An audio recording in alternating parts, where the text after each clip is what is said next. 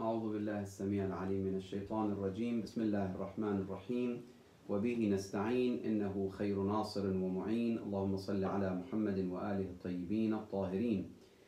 الزهد للدنيا الزهد من الدنيا والزهد في الدنيا. Nous avons trois façons de comprendre az-zuhd ou l'ascétisme. Az-zuhd, ça veut dire le fait d'abandonner ce bas monde, n'est pas s'attacher, ou l'ascétisme, ça veut dire n'est pas s'attacher à ce bas monde, etc., etc. On peut comprendre cette réalité, ou cet acte, ou si je peux me permettre de dire attitude ou comportement, qui devient une partie de notre vie parfois, en tout cas, de trois façons. Parfois, c'est az-zuhdu lid-dunya, ça veut dire l'ascétisme pour ce bas monde. Az-zuhdu min ad-dunya, l'ascétisme de ce bas monde. Et az-zuhdu fi ad-dunya, l'ascétisme dans ce bas monde. C'est très sensible, Inch'Allah, je vais essayer dans notre échange d'expliquer ces points-là. Dans le hadith al-Qudsi que nous sommes en train de voir ensemble, il dit, Allah subhanahu wa ta'ala, il s'adresse à notre noble prophète, Ô Ahmad, in ahbabta an takuna awra an-nas fazhad fi dunya. Si tu veux être parmi les plus pieux, parmi les gens, sois ascète ou izhad fi dunya, dans ce bas monde. Ça veut dire d'effectuer en fait l'ascétisme dans ce bas monde. Les versets coraniques, ce sont innombrables versets sur cette question ou cet aspect, mais rapidement je vous donne trois versets à réfléchir et, Inch'Allah, penser et réfléchir et analyser, Inch'Allah, sur cette question. Premier verset, c'est Surat Al-An'am, verset 32. وَمَا الْحَيَاةُ الدُّنْيَا إِلَّا لَعِبٌ وَلَهْوٌ. Donc ce bas monde n'est que amusement et divertissement ou lahu, ça veut dire joie et amusement, etc. وَلَلدَّارُ الْآخِرَةُ خَيْرٌ. L'au-delà est mieux pour les pieux.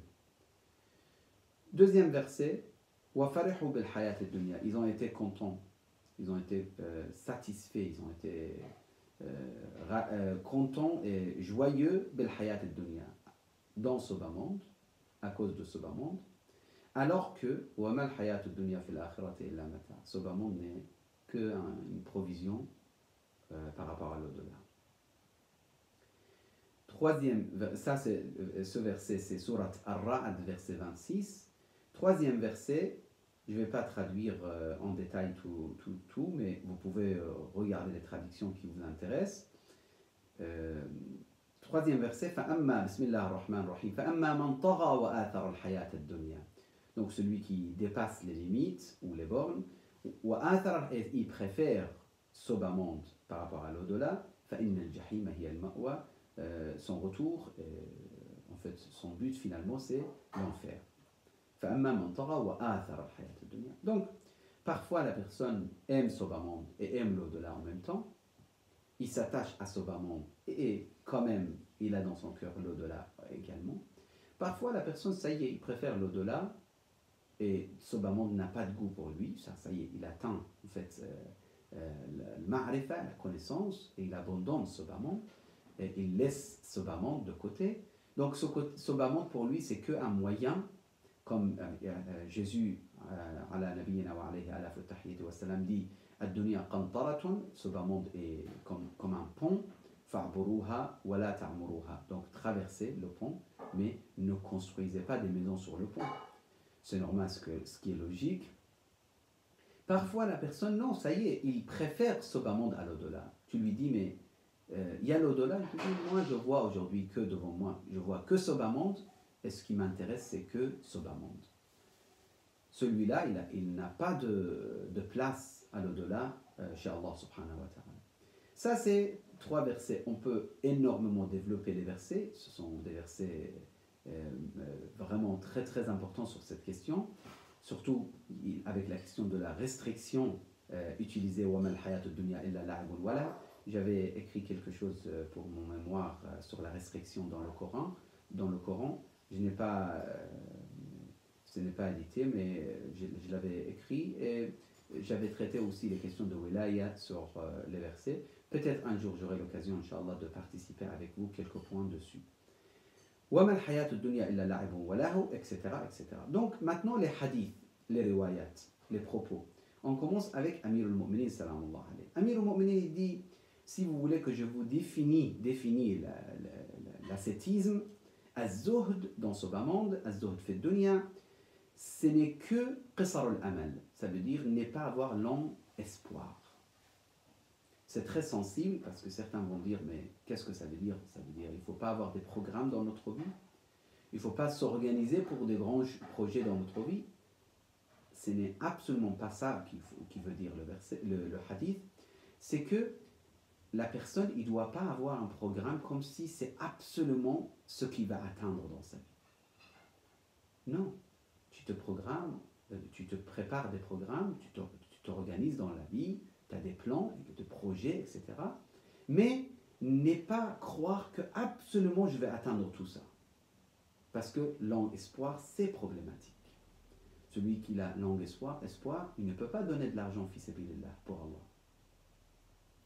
Parce qu'il va vivre pour lui dans sa tête, éternité. Donc tout argent est utile pour lui. Celui qui a long espoir, pour lui, il ne peut pas penser à l'intérêt des autres. Il ne peut pas se sacrifier pour les autres, ou pour la foi, ou pour Dieu. Non, tout ça, ça y est, c'est long espoir. C'est l'attachement total. Donc en fait, long espoir, c'est l'attachement par excellence. Ne pas avoir long espoir, c'est le commencement de cheminement, si vous voulez, spirituel, au niveau de l'ascétisme. Abu Abdullah, alayhi salam, il dit « Maintenant, ça commence à être clair, maintenant, Inch'Allah, notre échange. Imam Sadiq, alayhi salam, il dit « L'ascétisme, ce n'est pas le fait de perdre votre argent, non plus. Ce n'est pas en interdisant ce qui est licite. Tu dis, je le rends interdit, alors que c'est licite. Tu veux manger des glaces, mange des glaces. C'est pas parce que tu es devenu ascète ou zahid, tu n'as plus le droit de manger des bonnes choses. Donc ce n'est pas surtout sur ta famille et tes enfants. Ça, qu'Allah nous pardonne tous, il faut faire attention.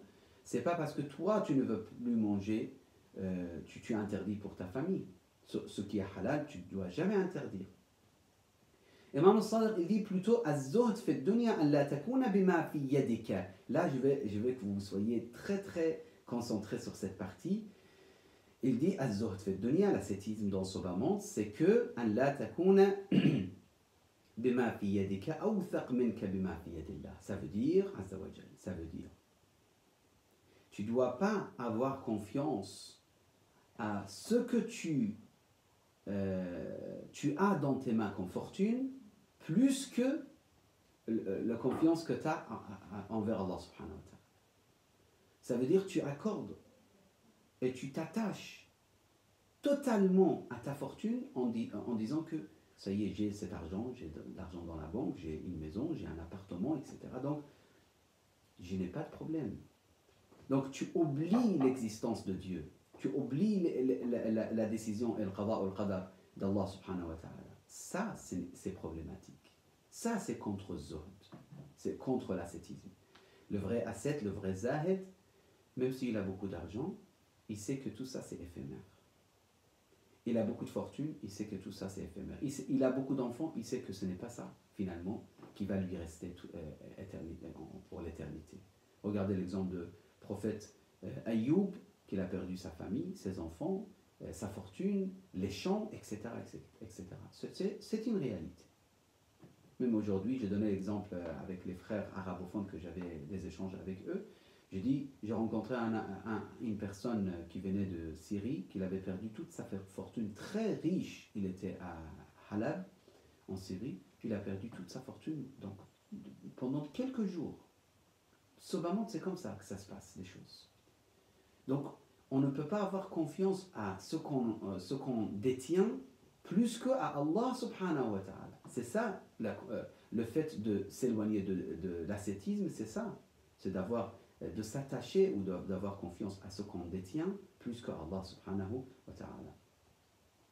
Un autre hadith de l'imam Sadiq alayhi salam, il dit Man zahida fi dunya athbata Allah al-hikmata fi qalbi. Celui qui est ascète dans ce bas monde, Allah lui accorde la sagesse dans son cœur. Wa antaqa biha lisanah. Sa langue, à travers sa langue, il dira des sagesses. Wa bassarahu uyub ad-dunya. Il lui montre les défauts de ce bas monde. Da'aha wa dawa'aha. Les vices et les problèmes et les remèdes également. وأخرجه من الدنيا سالما إلى دار السلام. Il lui fait sortir de ce bas monde sain et sauve vers le paradis, Inch'Allah. Donc, vous voyez finalement cette idée qu'on a que az-zuhd, l'ascétisme, c'est de ne pas manger ou de ne pas acheter quelque chose utile dans notre vie ou de ne pas avoir un moyen de transport, etc. Non, ce n'était pas ça.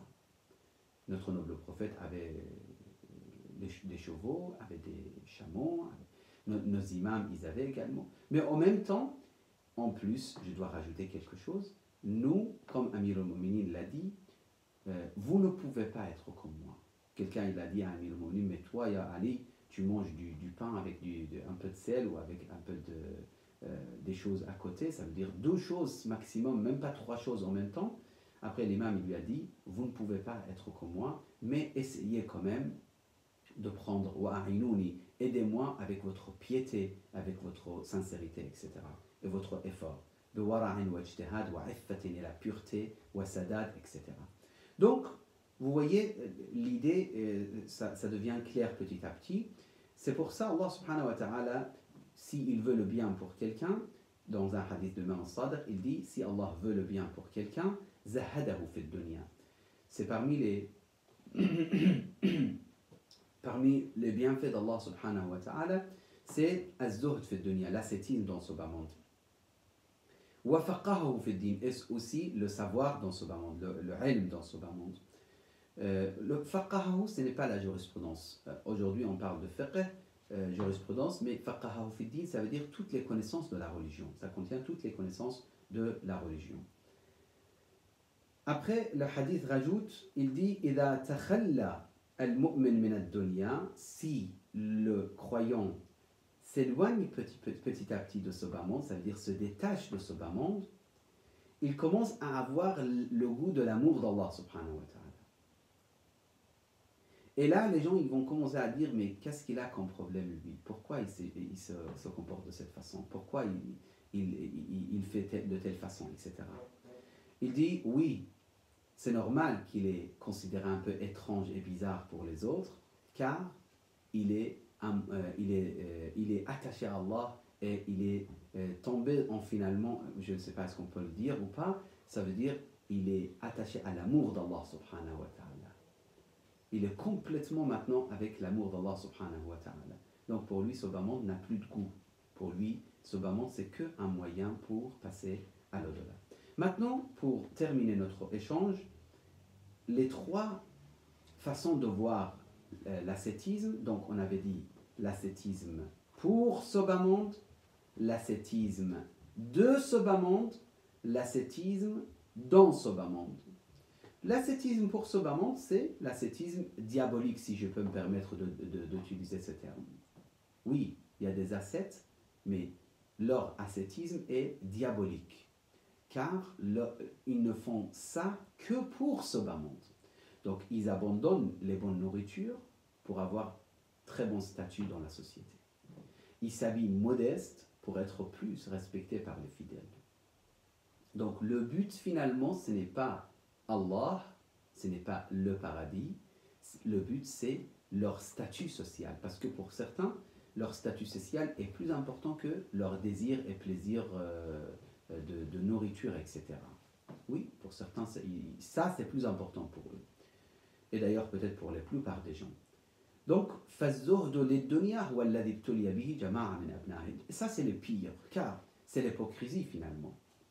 Il ne veut pas ce bas monde, mais il ne veut pas ce bas monde pour ce bas monde en fait. Le but ce n'est que ce bas monde, mais il abandonne ce bas monde. Il s'éloigne, il se détache de ce bas monde pour ce bas monde. Ça c'est le premier genre. Deuxième type, c'est Az-zuhd min ad-dunya. Ça, c'est pas mal, c'est bien. Parfois même, c'est très bien. Ça veut dire, zuhd, ça veut dire, il se détache de ce bas monde, il s'éloigne, il abandonne quelque chose dans ce bas monde, car il a peur de ce bas monde. Il dit, moi, si j'amasse beaucoup d'argent, après je fais des erreurs, je vais commettre des erreurs. Si j'ai 5 voitures, je ne vais pas être correct. Si j'ai beaucoup de business, je vais peut-être abandonner ma prière à l'air, et même peut-être parfois je vais rater ma prière carrément pour quelques euros ou quelques milliers d'euros, je vais abandonner mes prières. Ou autre chose. Donc lui, il s'éloigne de ce bas monde, donc az-zuhd min ad-dunya. Il s'éloigne de ce bas monde, il est ascète dans ce bas monde, de ce bas monde, je corrige, de ce bas monde. Pourquoi? Parce qu'il a peur de tomber dans le piège de nastajiru billah nafs, ça veut dire ses passions, ou al-shaytan, etc. Par contre, troisième maqam, c'est le maqam le plus magnifique que chacun de nous il doit essayer d'atteindre, et c'est ça notre but dans ce bas monde, sinon vraiment on a tout perdu. Et c'est dommage de ne pas avoir ce but dans notre vie, qui est très très courte, vie et éphémère. C'est az-zuhd fi dunya, l'ascétisme dans ce bas monde. Ça demande énormément d'efforts. Vous ne devrez absolument pas croire que pendant 2 mois d'efforts, ça y est, j'ai tout atteint. Celui qui est pressé, il ne va pas obtenir quelque chose. Il ne va pas gagner quelque chose. Il ne va pas récolter quelque chose. Ça demande, il dit, ce alim, dans Sirr al-Isra, il dit, yahtaju ila quwwa ma'nawiyya. Ça demande une force spirituelle. Énormément d'efforts. Mujahada balira. Wa nafs mutma'inna. Et une sérénité au niveau de nafs. Pour qu'il arrive à un degré qu'il peut, en fait, finalement, avoir ce bas monde, mais il n'est pas du tout attaché à ce bas monde. Il a une belle voiture, oui, une bonne voiture, correcte. Il ne cherche pas les voitures très très chères non plus. Une voiture très correcte, mais il n'est pas attaché à cette voiture. Si quelqu'un a besoin de cette voiture pour n'importe quelle aide, il ne va pas dire « Oh non, mais cette voiture elle est très belle, je ne vais pas l'utiliser pour celui-là, etc. » Il a une maison, mais il n'est pas attaché à cette maison. Ça veut dire il n'est pas attaché. Il n'est pas du tout attaché. Il n'est pas, son intention n'est pas orientée vers ce qu'il détient dans ce bas monde. Comme Allah subhanahu wa ta'ala, il dit dans le Coran, surat An-Nur, verset 37. رجال لا تلهيهم تجارة ولا بيع عن ذكر الله. Des hommes leur commerce, ils ne les éloignent pas d'Allah subhanahu wa ta'ala. Ils ne les préoccupent pas d'Allah subhanahu wa ta'ala. Ils sont avec Allah subhanahu wa ta'ala. Ils font leur commerce, mais ils sont avec Allah subhanahu wa ta'ala.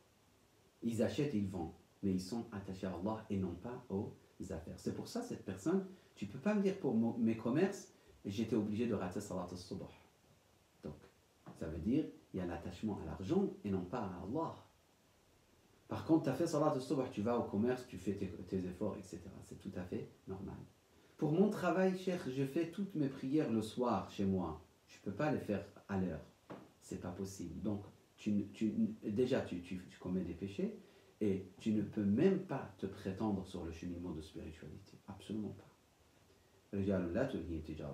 Donc, pour terminer, il dit, tous les versets et les hadiths qu'on a vus ensemble, il s'agit de ce maqam, de ce statut extraordinaire de celui qui est ascète dans ce bas monde pour Allah subhanahu wa ta'ala. C'est ce genre d'ascétisme, si on peut dire, qui amène vers la sagesse et la pureté du cœur et la lumière d'Allah subhanahu wa ta'ala. أقول قولي هذا وأستغفر الله لي ولكم وصلى اللهم على سيد الأنام محمد المصطفى وآله الطيبين الطاهرين.